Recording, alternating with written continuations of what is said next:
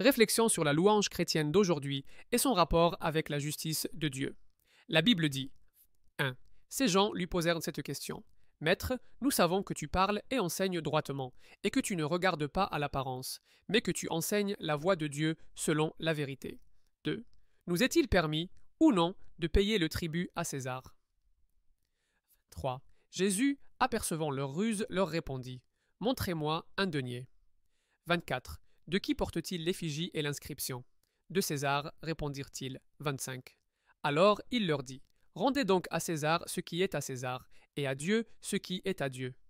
Ils ne purent rien reprendre dans ses paroles devant le peuple, mais, étonnés de sa réponse, ils gardèrent le silence. Luc 20, 21, 26. Dans ce passage, Jésus nous donne une définition claire de ce qu'est la justice de Dieu. Cette justice consiste à rendre à César ce qui est à lui et à Dieu ce qui est à Dieu. En d'autres termes, rendre au monde ce qui est au monde et à Dieu ce qui est à Dieu. Et le Seigneur nous donne un élément de discernement sur comment procéder pour justement qualifier si une chose est de lui ou du monde.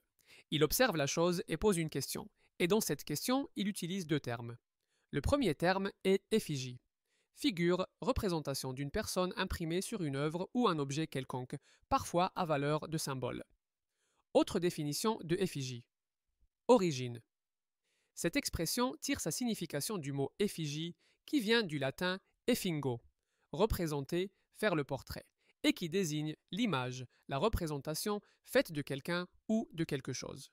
Le deuxième terme est inscription, ensemble de caractères écrits, gravés, peints sur un monument, une médaille, etc., pour consacrer le souvenir de quelqu'un, de quelque chose. Donc, le Seigneur nous fait bien comprendre que chaque chose, chaque œuvre porte l'effigie et l'inscription de celui à qui ça appartient. Et cela peut être visible ou invisible, mais la marque est bien là. Donc, tous les styles musicaux du monde portent l'effigie et l'inscription de celui à qui ça appartient. Maintenant, à partir de tout ça, nous devons nous poser plusieurs questions sur le fait d'utiliser les styles musicaux du monde pour faire la louange pour Dieu. La première question est de savoir les styles musicaux du monde. De qui porte-t-il l'effigie, c'est-à-dire l'image, la représentation? Porte-t-il l'image de Christ ou du monde? La représentation de Christ ou du monde?